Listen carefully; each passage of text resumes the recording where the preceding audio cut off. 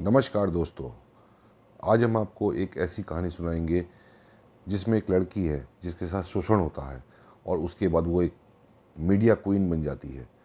आइए जानते हैं कैसे बनी वो मीडिया क्वीन। दोस्तों, ये एक अमेरिकी महिला है जिसको क्वीन ऑफ ऑल मीडिया के नाम से जाना जाता है। उसका नाम है ओपेरा विनफ्रे। एक अमेरिकी talk show host, actress, producer और समाजसेवी है। वे मुख्यतः अपने top rated award winning the opera Winfrey show के लिए जानी जाती हैं। जीवन के प्रारंभिक दिनों में शारीरिक शोषण के शिकार रही ओपेरा विनफ्रे आज अमेरिका की सबसे अमीर अफ्रीकी अमेरिकन महिला हैं और उन्हें अमेरिका के सबसे बड़े नागरिक सम्मान the presidential model of freedom से सम्मानित किया गया है। तो ओपेरा विनफ्रे का जन्म 29 जनवरी 1954 को अमेरिका के मिसिसिपी प्रांत के कोसिस्को शहर में हुआ था। उनकी माता वर्निता ली घरों में नौकरानी का काम करती थी। कम उम्र में ही वह गर्भवती हो गई और ओपेरा विनफ्रे को जन्म दिया। उस समय वे अविवाहित थी।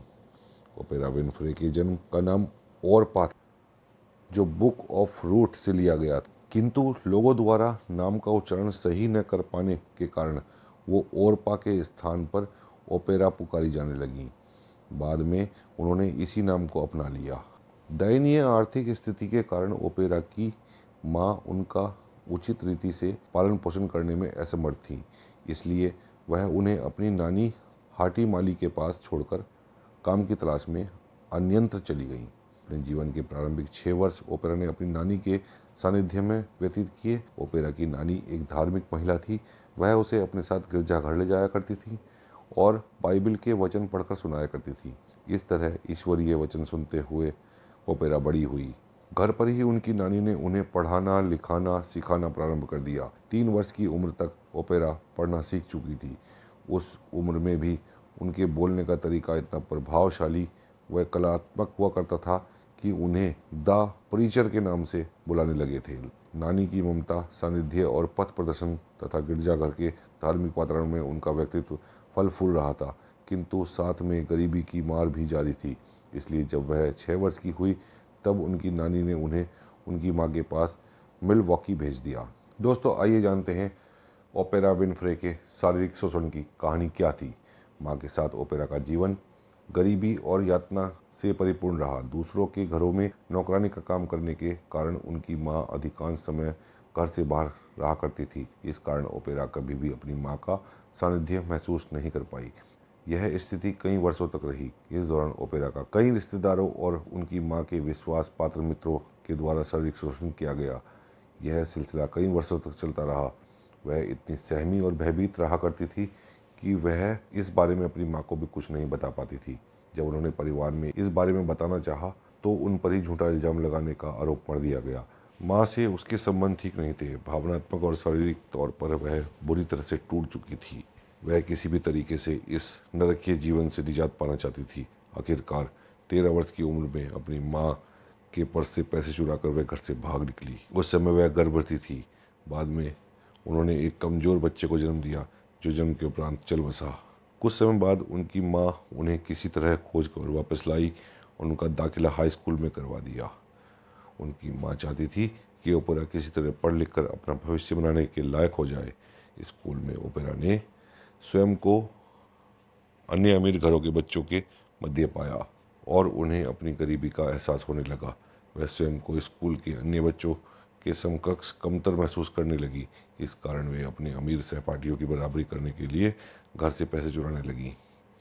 इस संबंध में पूछे जाने पर वे अपनी माँ से झूठ बोलती और उनसे बहस किया करती थी। आखिरकार ओपेरा की हरकतों से तंग आकर उसकी माँ ने उन्हें उनके सौतेले पिता वर्मन के पार नैशविला, टेनेसी में भेज दिया और कभी अपने पास वापस नहीं बुलाया। वर्मन एक सहृदय और भले व्यक्ति थे। उनके घर ओपेरा की न सिर्फ सुरक्षा और पनाह प्राप्त हुई बल्कि उनमें अनुशासन भी आया। ओपेरा की शिक्षा वर्मन की पहली प्राथमिकता थी। एक अच्छे विद्यार्थी के रूप में आगे बढ़ने के लिए वे उन्हें सर्वदा प्रोत्साहित करते थे। ओपेरा ने भी अपने जीवन में आए इस सकारात्मक बदलाव को स्वीकार कर लिया और अपने पुराने जीवन को भूलकर नए सिरे से जीवन में आगे बढ़ने लगी। वह समझ चुकी थी कि उनमें एक काबिलियत है कि सही अवसर मिले तो वे आगे बढ़कर दिखा सकती है। उन्होंने नैशविले ईस्ट हाई स्कूल में दाखिला लिया और स्वयं को पढ़ाई और स्कूल की गतिविधियों में झोंक दिया। वह खुद को साबित करके दिखाना चाहती थी।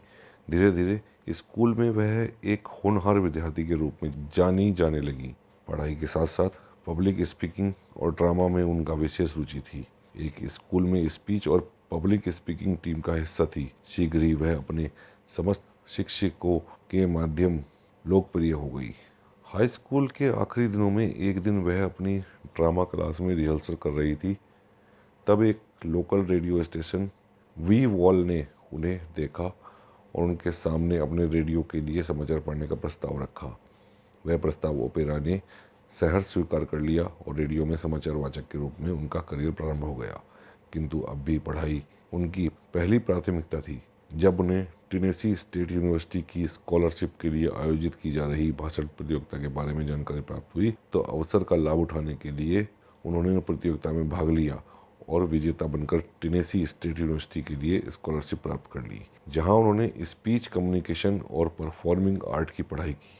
यूनिवर्सिटी में प्रथम 2 वर्षों में भी रेडियो में समाचार वाचन का कार्य उन्होंने जारी रखा।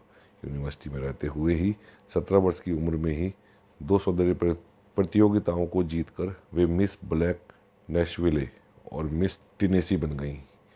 वह सौंदर्य और बुद्धि का अद्भुत समन्वय थी, जिसे देखकर CBS टेलीविज़न ने उन्हें अपने समाचार वाचन का प्रस्ताव भेजा, जिसे उन्होंने अस्वीकार कर दिया।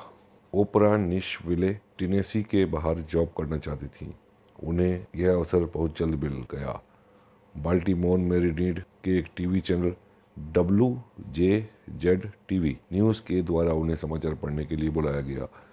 उस समय उनके ग्रेजुएशन को कुछ महीने ही शेष रह गए थे, लेकिन प्रस्ताव इतना आकर्षक था कि उन्होंने ग्रेजुएशन पूर्ण किए बिना ही यह प्रस्ताव स्वीकार कर लिया। यह प्रस्ताव पाने वाली वह पहली अफ्रीकी अमेरिकी महिला थी, जिसके बाद में वो बाल्टीमोर और मैरीलैंड चली गईं। उस समय टीवी पर राज करने वाले गोरे चिट्टे अमेरिकी हुआ करते थे। उनके समक्ष एक अफ्रीकी अमेरिकी महिला के लिए अपनी स्थिति बना पाना कतई आसान नहीं था। उनके समाचार पढ़ने का तरीका अन्य समाचार वाचकों से भिन्न था। वह संवेदनशील थी और हर समाचार से स्वयं को भावनात्मक रूप से जुड़ा हुआ महसूस करती थी, जिसकी झलक उनके प्रस्तुतिकरण के अंदाज में दिख जाती थी। उनका समाचारों से भावनात्मक रूप से जुड़ा जाना उनके बॉस को नागवार गुजरा था, इसलिए उन्होंने ओपरा को यह कहकर उस जॉब से निकाल दिया कि वे न्यूज़ रिपोर्टिंग के लायक नहीं है। समाचार वाचक के जॉब से बाहर निकाल दिए जाने के बाद ग्रेजुएशन छोड़कर आई ओपरा को अपनी उम्मीद टूटती हुई नजर आने लगी, किंतु किस्मत ने उन्हें खुद को साबित करने के लिए एक अवसर पुनः प्राप्त हुआ, जब उनके बॉस ने उन्हें एक talk show people are talking को होस्ट बना दिया। यह टॉक शो 1978 में पहली बार प्रदर्शित किया गया।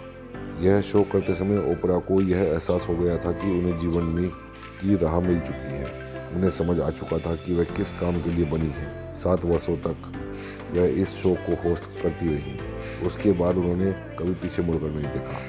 1983 में ओपेरा शिकागो चली गई। वहां WLS टीवी के एक प्रातःकालीन टॉक शो AM शिकागो का प्रस्तुतिकरण करना प्रारंभ कर दिया। उस समय डॉन हुए नामक टॉक शो लोकप्रिय के चार्ट पर नंबर 1 था। उनके समक्ष ओपेरा के शो को आखिरी स्थान प्राप्त हुआ। अब ओपेरा के समक्ष सबसे बड़ी चुनौती काउंटडाउन चार्ट में अपनी टॉक शो की स्थिति सुधारने की थी। उन्होंने अपना प्रयास जारी रखा और धीरे धीरे उनके टॉक शो की लोकप्रियता बढ़ने लगी और कुछ महीनों में ये लो रेटेड टॉक शो से सबसे लोकप्रिय टॉक शो बन गया। इसकी लोकप्रियता इतनी बढ़ गई कि इसका समय आधे घंटे से बढ़ाकर 1 घंटा करना पड़ा। बाद में इसका नाम बदलकर the opera of Winfrey show कर दिया गया। प्रारंभ में यह कार्यक्रम महिलाओं के मुद्दों पर केंद्रित था, किंतु बाद में इसमें अन्य विषयों जैसे आध्यात्मिक, मेडिटेशन, राजनीति, चैरिटी, सामाजिक और चिकित्सक क्षेत्र से संबंधित विषय भी शामिल किए जाने लगे। साथ ही लोकप्रियता के में इजाफा करने के उद्देश्य से इसमें book release, film release, celebrity interview को भी शामिल किया गया। तब दर्शकों को लुभाने के लिए कार और ऑस्ट्रेलिया ट्रिप जैसे पुरस्कार भी दिए गए। कई विवादित मुद्दों पर भी इस कार्यक्रम में चर्चा हुई, जिसमें इस टॉक शो की लोकप्रियता चरम पर पहुंच गई। इस शो की सफलता से ओपेरा अमेरिका में ही नहीं विश्व में एक जाना माना नाम बन गई। उनका टॉक शो 2 दशक से भी ज़्यादा अधिक समय तक चला, जिसके 24 सीजन में 5000 ब्रॉडकास्ट हुए। 1987 में उनके टॉक शो को 3 डे टाइम एमी अवार्ड प्राप्त हुए। Best host, best direction, best talk show. आगामी वर्ष में भी उनके टॉक शो को सर्वश्रेष्ठ टॉक शो का डे टाइम एमी अवार्ड प्राप्त हुआ। साथ ही उन्हें अंतर्राष्ट्रीय रेडियो और टेलीविजन सोसाइटी का broadcaster of the year award प्राप्त हुआ। इस पुरस्कार को पाने वाली वे सबसे युवा व्यक्ति थी। अप्रैल 2023 में ओपेरा विनफ्रे की कुल संपत्ति $2.8 बिलियन आंकी गई है। वह न केवल सबसे अधिक पैसे वाली टीवी कलाकार हैं, बल्कि अमेरिका की सबसे अमीर सेल्फ मेड महिला हैं और सबसे अमीर अफ्रो अमेरिकन महिला हैं, जो जीवन में आए हुए बुरे दौर, बदतरहत, भटकाव, असफलता के बाद भी अपने जीवन में सकारात्मक परिवर्तन लाकर अपनी मेहनत तथा लगन से सफलता के शिखर तक पहुंची। आज वे उन सब के लिए एक मिसाल है। दोस्तों, आपको ओपेरा विनफ्रे की सक्सेस स्टोरी कैसी लगी? आप अपने कमेंट करके ज़रूर बताइए, और अगर पसंद आई है तो लाइक भी करें, शेयर भी करें। यह है ओपेरा विनफ्रे की सक्सेस स्टोरी। Thank you.